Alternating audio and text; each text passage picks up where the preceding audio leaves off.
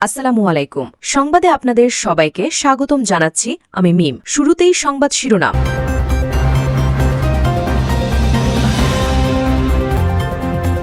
ঘরবাড়ি ছেড়ে পালানোর অস্থায়ী পথ খুলে দিল ইসরায়েল। বাড়ি ফিরতে ভয় পাচ্ছেন বাসিন্দারা। ইসরায়েলি হামলায় লেবাননের ভুতুরে গ্রাম। যুক্তরাষ্ট্রের সন্ত্রাসী তালিকায় ইরান সমর্থিত 4 গোষ্ঠী।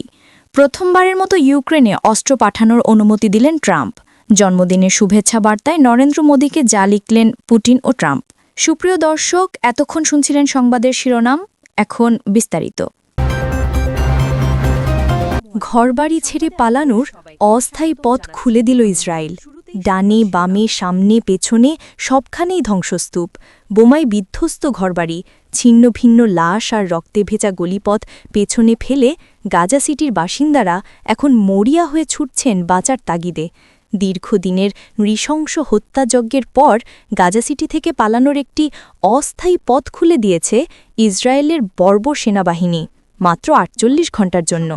সাজাউদ্দিন সড়ক হয়ে দক্ষিণমুখী হওয়ার অনুমতি দেওয়া হয়েছে বাসিন্দাদের। এই ৪৮ ঘণ্টার মধ্যেই পার হতে হবে গাজা সিটির লাখ লাখ মানুষকে। কিন্তু যাবে কোথায়? গন্তব্য অজানা, আবার চলতি পথেও নিশ্চয়তা নেই জীবনের। এ যেন মুক্তি নয়, বরং অনিশ্চিত জীবনের জন্য ছুটে চলা এক জীবনমরণ লড়াই। Al Jazeera, BBC, AP, CNN, Reuters. বুধবার ইসরায়েলি সেনাবাহিনীর মুখপাত্র অ্যাভিচাই আদরি ঘোষণা করেছেন, সালাউদ্দিন সড়ক হয়ে দক্ষিণে যেতে পারবেন গাজা সিটির বাসিন্দারা। সামাজিক যোগাযোগ মাধ্যম এক্সে দেওয়া পোস্টে তিনি বলেছেন, আজ অর্থাৎ বুধবার থেকে শুরু করে শুক্রবার পর্যন্ত ৪৮ ঘণ্টার জন্য এই রুট খোলা থাকবে। তবে এই পথ দক্ষিণের সঙ্গে সরাসরি যুক্ত নয়। পথটি নেতোরেজিম করিডোর দিয়ে গেছে, যা ২০২৪ সালে সামরিক অঞ্চল হিসেবে ঘোষণা করে ইসরায়েলের প্রতিরক্ষা বাহিনী আইডিএফ। এটি গাজার ভূখণ্ডকে 2 ভাগে বিভক্ত করে। এই বিকল্প পথ মূল পথের তুলনায় প্রায় ১.৬ কিলোমিটার দীর্ঘ। আদরি আরও জানিয়েছেন, কেন্দ্রীয় সালাউদ্দিন সড়কের ভেতর দিয়ে যাওয়ার জন্য দ্বিতীয় পথও খোলা হবে। গাজার শেখ রাদওয়ান এলাকার ৩২ বছর বয়সী মা লিনা আল মাগরেবি বিবিসিকে জানিয়েছেন, যাত্রা এবং তাঁবুর খরচ মেটাতে আমাকে গয়না বিক্রি করতে হয়েছে। বিশেষজ্ঞরা বলছেন, এটি আসলে গাজাবাসীর মুক্তির দরজা নয়, বরং অবরুদ্ধ জনগোষ্ঠীকে অনিশ্চয়তার পথে ঠেলে দেওয়ার এক পরিকল্পিত কৌশল। কারণ দক্ষিণের পথে গেলেও তাদের নিরাপত্তা কিংবা জীবনযাত্রার কোনো নিশ্চয়তা নেই। এ ঘোষণা আসার আগে থেকেই শহরটিতে হামলা বাড়িয়েছে ইসরায়েল। মঙ্গলবার থেকে শুরু হয় স্থল হামলা। গাজা সিটির উত্তর পশ্চিমে শেখ রাদওয়ান এলাকায় বোমা ভর্তি রোবট দিয়ে হামলা করেছে ইসরায়েলি বাহিনী। শহর জুড়ে তীব্র হামলা অব্যাহত রাখায় ঘর ছাড়তে বাধ্য হচ্ছেন বাসিন্দারা। বাড়ি ফিরতে ভয় পাচ্ছেন বাসিন্দারা। ইসরায়েলি হামলায় লেবাননের ভুতুরে গ্রাম। লেবাননে ভঙ্গুর যুদ্ধবিরতির 1 বছরেরও বেশি সময় পার হয়েছে। তবুও দক্ষিণ লেবাননের কয়েকটি গ্রামে শান্তি স্থায়ী হয়নি। ইসরায়েলি সেনাবাহিনী এখনও কিছু অঞ্চলে ঘাঁটি গেড়ে আছে। ফলে প্রায় 1 লাখ মানুষ তাদের বাড়িতে ফিরতে পারছেন না। পরিস্থিতি এমন যে ইসরায়েলের হামলায় লেবাননের কিছু এলাকা ভুতুরে গ্রামে পরিণত হয়েছে। বুধবার আল জাজিরার প্রতিবেদনে উঠে এসেছে এই তথ্য। ইসরায়েলের সীমান্ত থেকে মাত্র কয়েক কিলোমিটার দূরে অবস্থিত লেবাননের আবু চাচ গ্রাম। যুদ্ধের দীর্ঘ সময় পর সেখানে ফিরে এসেছে সাব্বি পরিবারসহ বেশ কয়েকজন। পরিবারের প্রধান কাউথার জানান, আমরা একটি আদিম জীবনযাপন করছি। তাদের ঘর ধ্বংস হওয়ায় তারা গরুর খোঁয়ারে ঘুমোচ্ছে। স্কুল এবং দোকান ধ্বংস হওয়ায় গ্রামে জীবনযাত্রা কঠিন হয়ে পড়েছে এবং শিশুদের শিক্ষা বন্ধ রয়েছে। ইসরায়েলের ২০২৪ সালের সেপ্টেম্বরে হিজবুল্লাহকে লক্ষ্য করে করা সর্বাত্মক যুদ্ধের পর 2 মাসের মধ্যে যুদ্ধবিরতি কার্যকর হয়। তবে যুদ্ধবিরতি সত্ত্বেও হিজবুল্লাহর লক্ষ্যবস্তুতে ইসরায়েলি হামলা অব্যাহত রয়েছে। এই পরিস্থিতি অনেক মানুষকে তাদের বাড়িতে ফিরে আসতে বাধা দিচ্ছে।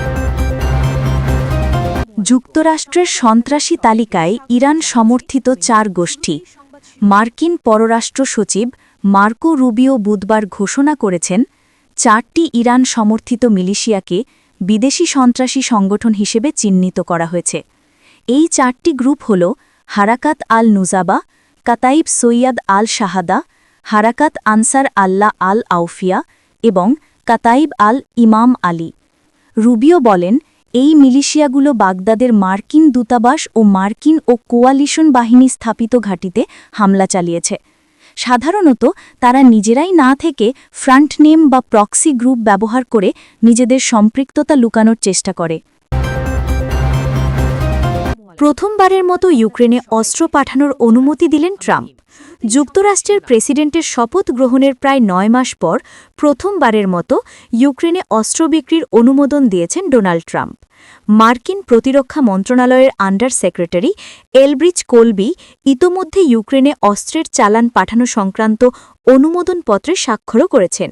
মার্কিন প্রেসিডেন্টের সরকারি বাসভবন, হোয়াইট হাউস এবং প্রতিরক্ষা মন্ত্রণালয়ের উচ্চ পর্যায়ের একাধিক কর্মকর্তা জানিয়েছেন, শিগগিরই ইউক্রেনে 2টি অস্ত্রের চালান পাঠাচ্ছে যুক্তরাষ্ট্র। প্রত্যেক চালানে থাকবে $50 কোটি মূল্যের অস্ত্র ও গোলাবারুদ থাকবে। ট্রাম্প প্রশাসন অবশ্য সাবেক প্রেসিডেন্ট জো বাইডেনের নেতৃত্বাধীন প্রশাসনের মতো সহায়তা হিসাবে এই অস্ত্র দিচ্ছে না। কিয়েভের ইউরোপীয় মিত্ররা যুক্তরাষ্ট্রের কাছ থেকে এই অস্ত্র কিনে ইউক্রেনে পাঠাচ্ছে। চালান পাঠানোর খরচও প্রদান করবে তারা। জন্মদিনের শুভেচ্ছা বার্তায় নরেন্দ্র মোদীকে যা লিখলেন পুতিন ও ট্রাম্প।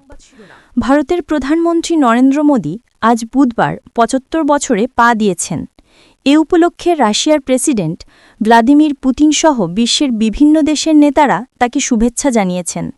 ক্রেমলিন থেকে প্রকাশিত বার্তায় পুতিন লিখেছেন, প্রিয় প্রধানমন্ত্রী, আপনার ৭৫তম জন্মদিনে আন্তরিক শুভেচ্ছা গ্রহণ করুন। আপনি ব্যক্তিগতভাবে আমাদের দুই দেশের বিশেষ ও সুবিধাপ্রাপ্ত কৌশলগত অংশীদারিত্বকে আরও শক্তিশালী করতে গুরুত্বপূর্ণ ভূমিকা রাখছেন।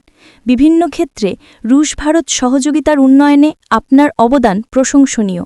তিনি আরও লেখেন, মোদীর নেতৃত্বে ভারত সামাজিক, অর্থনৈতিক, বৈজ্ঞানিক ও প্রযুক্তিগত খাতে চমকপ্রদ সাফল্য অর্জন করেছে। পুতিন উল্লেখ করেন, আমাদের ঘনিষ্ঠ বন্ধুত্বপূর্ণ সম্পর্ক আমি অত্যন্ত মূল্যায়ন করি।